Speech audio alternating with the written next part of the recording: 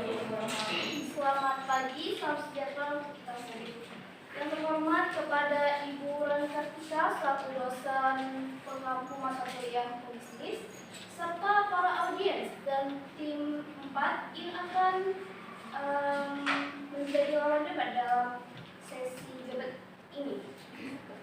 Sebelumnya, izinkan kami memperkenalkan diri. Saya Nur Aidil Fitriana selaku pembicara 1, dan di sebelah saya ada Novi selaku pembicara 2, kemudian ada Maria Hidayah Putri selaku pembicara 3, dan tim rekan kami yaitu Ina Audia, Sri Bulan, dan Naila. Baiklah, pada argumen awal yang kami susun, kami menyatakan bahwa pihak DFC tidak bersalah dalam kasus ini karena DFC telah memenuhi kewajibannya yang mana untuk memberikan informasi yang benar dan jelas mengenai produknya. Gambar yang ditampilkan dalam iklan dan aplikasi Gojek hanya merupakan referensi visual dan tidak dimaksudkan untuk menggambar secara harfiah isi buket tombol famili. Kami menyatakan bahwa Benny bersalah dalam kasus ini karena Benny telah melakukan pencemaran nama baik terhadap pihak DFC yang mana hal tersebut sudah diatur dalam pasal 310 KUH Pidana tentang penghinaan yang berbunyi barang siapa yang sengaja menyerang kehormatan atau nama baik seseorang dengan menuduh sesuatu hal yang maksudnya terang supaya hal itu diketahui umum. Ancaman karena pencemaran dengan pidana penjara paling lama 5-9 bulan atau denda paling banyak Rp300. Warahmatullahi wabarakatuh. Selamat pagi, salam sejahtera untuk kita semua. Yang saya hormati Ibu Rani Kartika SHMKM selaku dosen pengampu dari mata kuliah bisnis, rekan-rekan dari tim 3, serta rekan-rekan pengamat debat pada pagi hari ini. Perkenalkan, kami dari tim 4 dengan saya sendiri Maulana sebagai pembicara pertama, lalu di sebelah saya ada Rizky Dani sebagai pembicara kedua, di sebelah Rizky ada Riri Ayu sebagai pembicara ketiga, dan rekan-rekan saya lainnya yaitu Dara, Selviana, dan Dito yang ikut serta pada debat kita pada hari ini.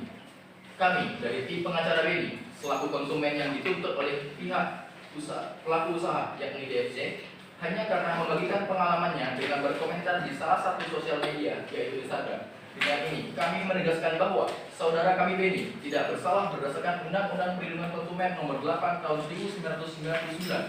Saudara Benny memiliki hak-haknya sebagai konsumen untuk berbagi pengalamannya dan tidak memuaskan dengan produk DFC. Untuk itu, adapun argumen-argumen yang telah kami susun yang akan dibacakan oleh pembicara kedua yaitu Rizky Dani. Kepada Rizky Dani kami persilakan. Kesempatan yang telah diberikan kepada kami, saya selaku pembicara kedua membela bahwa di sini pihak Benny menyatakan memiliki dampak yang signifikan terhadap DPC dan komentar tersebut menimbulkan dampak negatif sendiri yang sangat berpengaruh pada reputasi pihak DPC. Adapun dampak-dampak yang ditimbulkan dari adanya komentar yang bisa kita anggap sebagai komentar menjatuhkan nama baik. Jadi, terima kasih. Saya menjelaskan terlebih dahulu. Ada dampak-dampak yang dilakukan terhadap pihak DPC. Yang pertama ada kerusakan reputasi. Komentar Benny yang menuduh DPC menipu konsumen tanpa bukti yang kuat dapat merusak reputasi DFC yang telah dibangun dengan sudah susah payah. Hal ini dapat menyebabkan hilangnya kepercayaan konsumen dan berakibat pada penurunan penjualan dan keuntungan. Yang kedua, kerugian finansial. Kerugian finansial dapat berakibat pada kerugian finansial bagi DPC. Konsumen yang dirugikan. Terima kasih. Tunggu dulu. Oleh komentar Benny mungkin enggan untuk membeli produk DPC lagi dan investor mungkin ragu untuk berinvestasi di perusahaan tersebut. Yang ketiga dan terakhir adalah ketidaknyamanan emosional. Komentar Benny tidak hanya merugikan DPC secara finansial, tetapi juga dapat merusak ketidaknyamanan. Silakan. Oke, baik, tadi terkait dari pernyataan hingga sampai pembicaraan kedua menekankan pada pencemaran nama baik. Saya terima poin yang kalian sebutkan tadi. saya bisa melihat poin kalian, perspektif kalian, tetapi tidak berdasar. Baik, saya hanya memberikan sedikit saja, yaitu kalian juga menyebutkan tadi di pasal KUHP mengenai pencemaran nama baik sudah jelas dikatakan pada pasal 310 ayat 3 KUHP yang berbunyi tidak merupakan pencemaran atau pencemaran tertulis jika perbuatan jelas dilakukan demi kepentingan umum atau karena terpaksa untuk membela diri. Dalam hal ini juga Benny berbagi pengalamannya untuk kepentingan umum, yaitu untuk memberitahukan konsumen lain tentang potensi ketidaksesuaian antara iklan dan produk yang diterima. Ini merupakan bentuk pembelaan diri dari praktik periklanan yang menyesatkan dan juga pencemaran nama baik. Ini dibuktikan dengan foto produk yang Benny terima itu sendiri. Dengan demikian, pembelaan diri didasarkan pada haknya sebagai konsumen untuk mendapatkan produk yang sesuai dengan yang diiklankan dan hak untuk menyampaikan pendapatnya. Selain itu, Benny juga bertindak demi kepentingan umum sesuai yang dikatakan di KUHP pasal 3 sebelumnya, dan keterpaksaan dalam pembelaan diri atas tuntutan DFC kepadanya yang tidak berdasar yang dilindungi oleh pasal 310 ayat 3 KUHP itu sendiri. Kami juga menekankan jika DFC menuntut pencemaran nama baik yang ditujukan kepada pihak kami Benny, kami sebagai tim pengacara dengan tegas menampisnya dan mengejar tuntutan hukum berlapis terhadap DFC berdasarkan undang-undang yang berlaku di Indonesia. Bahkan suara kita tidak serta-merta menjatuhkan pihak DPC. Tidak adanya itikat baik yang dilakukan pada pihak DPC sangat merugikan. Seharusnya konsumen yang baik akan melakukan, jika ada kesalahan terhadap pemesanan, akan melaporkan dulu ke pihak DPC. Berdasarkan pasal 5B pada kewajiban konsumen yang berbunyi tadi, kewajiban konsumen adalah beritikat baik dalam melakukan transaksi pembelian barang dan atau jasa. Dalam hal ini tidak ada indikasi bahwa Benny memiliki niat buruk dalam transaksi ini. Ia melakukan pemesanan berdasarkan informasi yang disajikan oleh DFC dan berharap mendapatkan produk yang sesuai dengan apa yang diiklankan. Dan juga saya tegaskan kembali mengenai harus menghubungi terlebih dahulu pihak DFC. Kami menekankan tidak ada ketentuan hukum yang mengharuskan konsumen untuk menyampaikan kritik atau keluhan secara langsung pada saat kejadian maupun pada pihak DFC itu sendiri. Konsumen berhak untuk memproses pengalaman mereka dan memilih waktu yang tepat untuk menyampaikan pendapat atau keluhan mereka. Hal ini berdasarkan hak konsumen itu sendiri pada pasal 4D UU PK nomor 8 tahun 1999. Dengan demikian, dia memiliki hak penuh atas menyampaikan ulasannya melalui media sosial setelah kejadian dan tidak ada kewajiban hukum yang mengharuskan dia untuk menyampaikan kritik secara langsung pada saat itu. Tidak ada etikat jahat untuk melakukan kejadian pada pihak DPC, terutama pada bukti saat dia melakukan pembelian. Aplikasi Gojek ini bukti pertama kami yang berdasar sekali, yaitu riwayat transaksi dari aplikasi Gojek bahwa pihak kami Benny dengan benar sudah memesannya. Selanjutnya yaitu foto produk yang diterima. Mohon didengar, saya tidak ulang lagi. Juga kami memiliki gambar produk yang diiklankan dan atau dipaparkan di aplikasi Gojek. Yang terakhir, dan kami memiliki pernyataan resmi atau affidavit dari pihak kami Benny yang menjelaskan pengalamannya secara detail. Mengenai komentar Benny yang mengatakan DFC melalui konsumen untuk meraup keuntungan.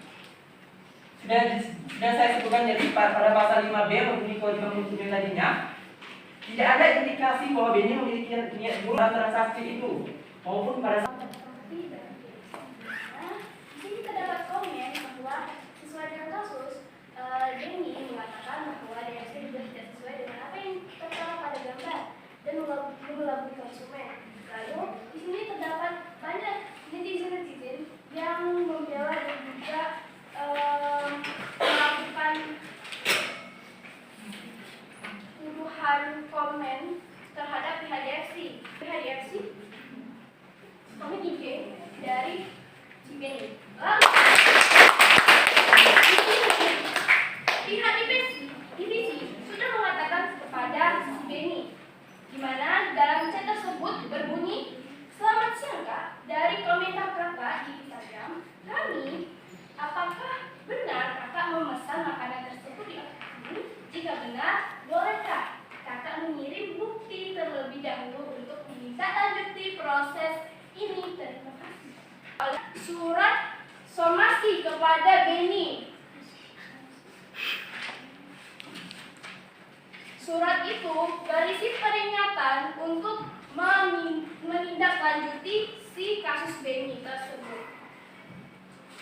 Di sini kami mengirimkan surat somasi kepada Beni untuk melakukan video klarifikasi atas tindakannya terhadap unggahan Instagram yang mengomentari pihak DFC. Bahwa Anda memiliki bukti. Bukti mana?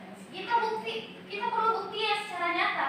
Kami mengatakan kami memiliki bukti dan kami mau bukti tersebut. Anda secara langsung mengatakan bahwa Anda memiliki bukti, tapi Anda tidak memberikan bukti tersebut. Oke, baik.